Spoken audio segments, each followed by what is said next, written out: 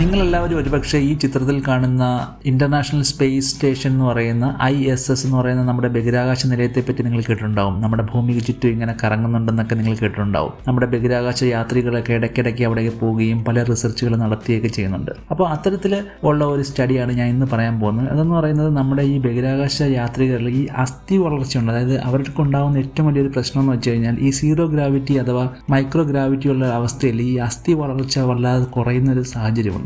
അതിന്റെ ഫലമായിട്ട് ഈ ബഹിരാകാശ യാത്രികൾക്ക് എന്തെങ്കിലും അസ്ഥി സംബന്ധമായ എന്തെങ്കിലും ഫ്രാക്ചറോ മറ്റോ ഒക്കെ വന്നു കഴിഞ്ഞാൽ അത് സുഖപ്പെടാൻ കുറേ സമയം എടുക്കുകയോ അങ്ങനെയൊക്കെ സംഭവിക്കാറുണ്ട്. അതിനെപ്പറ്റിയൊക്കെയുള്ള റിസർച്ചാണ് അവർ നടത്തുന്നത്. അപ്പോൾ ഈ റിസർച്ച് നടത്തുന്നത് 4 ബഹിരാകാശ യാത്രികർ ഇപ്പോൾ അവിടെ ഉണ്ട്. നമ്മുടെ നിങ്ങൾ കേട്ടിട്ടുണ്ടാവും എക്സ്പെഡിഷൻ 64 എന്ന് പറയുന്ന ഈ കാണിച്ചിരിക്കുന്ന ഗ്രൂപ്പുകളിലുള്ള കുറച്ച് ബഹിരാകാശ യാത്രികരുണ്ട്. അവിടെയുള്ള 4 പേരാണ് ഈ റിസർച്ചിൽ ഇപ്പോൾ അതിൻ്റെ പാർട്ടാകുന്നത്. അവരുടെ ഒരു ദൗത്യം എന്ന് പറഞ്ഞു കഴിഞ്ഞാൽ നമ്മുടെ ഭൂമിയിൽ ഇപ്പോൾ അറിയാലോ, നമ്മുടെ മനുഷ്യർക്കിടയിലുള്ള പല രോഗങ്ങളും അസ്ഥി സംബന്ധമായ രോഗങ്ങൾക്കും ഒക്കെ മെച്ചപ്പെട്ട ഒരു ചികിത്സയ്ക്ക് സഹായകരമാകാൻ കഴിയുന്ന രീതിയിലുള്ള ഔട്ട്കം ഒക്കെ കിട്ടുമെന്നാണ് അവർ ഈ ബഹിരാകാശ നിലയത്തിൽ നടത്തുന്ന എക്സ്പെരിമെന്റിന്റെ ഔട്ട്കം അത്തരത്തിൽ സഹായിക്കുമെന്നാണ് അവർ പറയുന്നത്. നമുക്കറിയാം ഈ ഇത്തരത്തിലുള്ള ഈ അന്താരാഷ്ട്ര ബഹിരാകാശ നിലയത്തിലുള്ള ശാസ്ത്രജ്ഞന്മാർ പൊതുവെ ഈ ഭൗതികശാസ്ത്രപരമായിട്ടുള്ള അല്ലെങ്കിൽ ഫിസിക്സുമായി ബന്ധപ്പെട്ട ഗവേഷണങ്ങളും നിരീക്ഷണങ്ങളും ഒക്കെയാണ് നടത്തുന്നത്. അതോടൊപ്പം തന്നെ ഈ മെഡിസിനെ സഹായിക്കുന്ന അല്ലെങ്കിൽ അസ്ഥി വളർച്ചയുമായിട്ട് ബന്ധപ്പെട്ട പല റിസർച്ചുകളും ചെയ്യുന്നുണ്ടെന്നുള്ള കാര്യമാണ് ഈ റീസെന്റ് ആയിട്ടുള്ള ഒരു ന്യൂസ് റിലീസിൽ പറയുന്നത്. പ്രത്യേകിച്ച് നമുക്കറിയാലോ, നമുക്ക് ഈ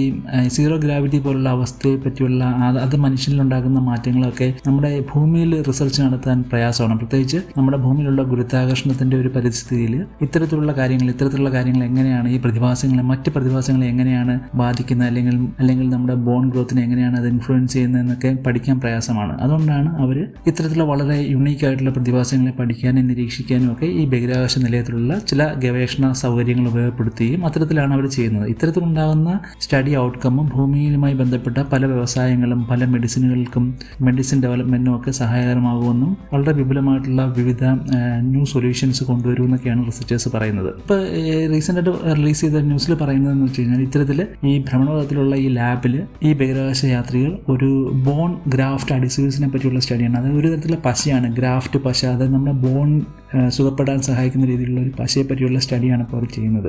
നിങ്ങൾ ഒരുപക്ഷെ കേട്ടിട്ടുണ്ടാവും ഈ സ്റ്റെം സെല്ലുകളിലും ഈ അസ്ഥിയുടെ ടിഷ്യൂകളിലും ഒക്കെ ഈ സീറോ ഗ്രാവിറ്റി എന്ന് പറയുന്ന ഒരു അവസ്ഥയെ ഒരു വല്ലാതെ പ്രത്യാഘാതങ്ങൾ ഉണ്ടാക്കാറുണ്ട്. പ്രത്യേകിച്ച് ഈ സീറോ ഗ്രാവിറ്റി അല്ലെങ്കിൽ മൈക്രോ ഗ്രാവിറ്റി എന്ന് പറയുന്ന അവസ്ഥ നമ്മുടെ അസ്ഥിയുടെ ഈ ടിഷ്യൂസ് ഉണ്ടല്ലോ അതിൻ്റെ ഒരു പുനരുജ്ജീവനം അല്ലെങ്കിൽ ഒരു റീജനറേഷനെ തടയുന്നു എന്ന് പല സ്റ്റഡികളും പറയുന്നുണ്ട്. പ്രത്യേകിച്ച് ബഹിരാകാശത്ത് ജീവിക്കുമ്പോൾ അവിടെയുള്ള മനുഷ്യരുടെ ഈ അസ്ഥികൾക്ക് സംഭവിക്കുന്ന ക്ഷതങ്ങളും മറ്റുമൊക്കെ സുഖപ്പെടാൻ കുറേ സമയം എടുക്കാറുണ്ട്, പ്രത്യേകിച്ച് ഈ സീറോ ഗ്രാവിറ്റി എന്നുള്ളൊരു അവസ്ഥ കാരണം. അപ്പം അത്തരത്തിലുള്ള അവസ്ഥകളൊക്കെ ഒന്ന് മാറ്റാനായിട്ട് അതിനുവേണ്ടി പല റിസർച്ചുകളും ആവശ്യമുണ്ടെന്ന് ശാസ്ത്രജ്ഞന്മാർ മനസ്സിലാക്കുകയും അത്തരത്തിലാണ് നമ്മുടെ ഇന്റർനാഷണൽ സ്പേസ് സ്റ്റേഷനിൽ ഇത്തരം ബഹിരാകാശ ദൗത്യങ്ങൾക്കിടയിൽ ഈ അസ്ഥി സംബന്ധമായുള്ള ക്ഷതങ്ങൾ ഉണ്ടാകുമ്പോൾ അത് പെട്ടെന്ന് സുഖപ്പെടാൻ അതല്ലെങ്കിൽ മെച്ചപ്പെടുത്താനുള്ള വിവിധ റിസർച്ചുകൾ അവർ നടത്തുകയാണ് ചെയ്യുന്നത്. ഇത്തരത്തിലുള്ള സ്റ്റഡിയുടെ ഔട്ട്കം എന്ന് പറയുന്നത് നമുക്കറിയാലോ, ഓസ്റ്റിയോപൊറോസിസ് എന്ന് പറയുന്ന ചില തരത്തിലുള്ള വളരെ സീരിയസ് ആയിട്ടുള്ള രോഗാവസ്ഥകളുണ്ട്. പ്രത്യേകിച്ച് അസ്ഥി സംബന്ധമായിട്ടുള്ള അസ്ഥി പൊടിഞ്ഞു പോകുന്ന രീതിയിലുള്ള അത്തരത്തിലുള്ള രോഗാവസ്ഥകൾക്കൊക്കെ ഉള്ള ചികിത്സകൾക്ക് കൂടുതൽ പ്രയോജനം നൽകുന്ന സൊല്യൂഷൻസ് ഇത്തരം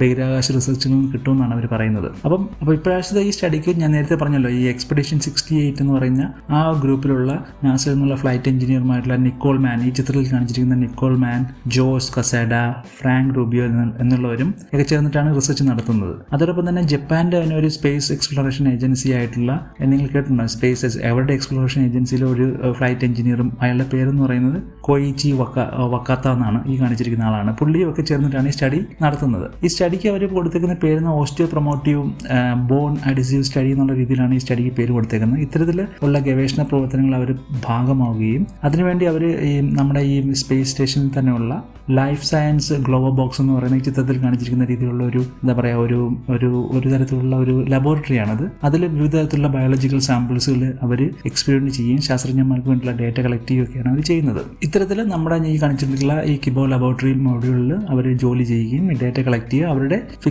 ഫിസിക്സുമായിട്ട് ബന്ധപ്പെട്ട റിസർച്ചിനോടൊപ്പം തന്നെ ഇത്തരത്തിൽ മെഡിസിന് സഹായം ചെയ്യുന്ന റിസർച്ചുകൾ അവർ ചെയ്യുന്നുണ്ടെന്നാണ് അവർ പറയുന്നത്. ഇത്തരത്തിൽ കളക്ട് ചെയ്യുന്ന ഡേറ്റകൾ വിവിധ തരത്തിലുള്ള മൂല്യനിർണ്ണയത്തിനും വിശകലനത്തിനും ഒക്കെ ശേഷം അവർ ഭൂമിയിലേക്ക് തിരികെ കൊടുക്കുകയും അതിനുശേഷം നമ്മുടെ സ്പേസ് സ്റ്റേഷനിൽ നടത്തുന്ന പോലെ തന്നെ അതിന് സമാനമായിട്ടുള്ള സാഹചര്യത്തിൽ ഭൂമിയിൽ ചില റിസർച്ചുകൾ നടക്കുന്നുണ്ട്. അത്തരത്തിൽ കളക്ട് ചെയ്യുന്ന ചില കൺട്രോൾ സാമ്പിൾ ഡേറ്റയുമായിട്ടൊക്കെ താരതമ്യം ചെയ്യും. അത്തരത്തിലാണ് അവർ സ്റ്റഡി നടത്തുന്നത്. ഇത്തരത്തിൽ നമ്മളെ ഈ അസ്ഥി സംബന്ധമായിട്ടുള്ള രോഗങ്ങൾക്കൊക്കെ ഒരു തരത്തിൽ വളരെ പ്രയോജനകരമാവുന്ന പല റിസർച്ചുകളും അല്ലെങ്കിൽ അത്തരത്തിലുള്ള പബ്ലിക്കേഷൻസും ഒക്കെ ഇനി ഭാവിയിൽ വരുമെന്നാണ് റിസർച്ചേഴ്സ് ഇതിലൂടെ പറഞ്ഞു വെക്കുന്നത്. ഈ സ്റ്റഡി നിങ്ങൾക്ക് ഇഷ്ടപ്പെട്ട് കാണുമെന്ന് കരുതുന്നു. ഇത്തരത്തിലുള്ള സ്റ്റഡികൾ നിങ്ങൾക്ക് ഇഷ്ടമാണെങ്കിൽ എൻ്റെ ചാനലിലുള്ള മറ്റ് വീഡിയോകളും നോക്കുക. ഞാൻ സയൻസ്, ടെക്നോളജി, എൻവയോൺമെൻറ്റ് തുടങ്ങിയ കാര്യങ്ങളിൽ ഫോക്കസ് ചെയ്തിട്ടുള്ള അല്ലെങ്കിൽ സൊസൈറ്റി തുടങ്ങിയ കാര്യങ്ങളിൽ ഫോക്കസ് ചെയ്തിട്ടുള്ള ഇൻട്രസ്റ്റിംഗ് ആയിട്ടുള്ള ജേണൽ ആർട്ടിക്കിൾസ് എന്നുള്ള ന്യൂസുകളാണ് ഇത്തരത്തിൽ എൻ്റെ ചാനൽ ഉൾപ്പെടുത്താറുള്ളത്. നിങ്ങൾക്ക് ഇഷ്ടപ്പെടുകയാണെങ്കിൽ എൻ്റെ ചാനലൊന്ന് സപ്പോർട്ട് ചെയ്യുക, സബ്സ്ക്രൈബ് ചെയ്യുക. മറ്റൊരു അവസരത്തിൽ മറ്റൊരു വീഡിയോയുമായിട്ട് ഞാൻ വീണ്ടും നിങ്ങളുടെ അടുത്തേക്ക് വരാം. അതുവരെ നന്ദി, നമസ്കാരം.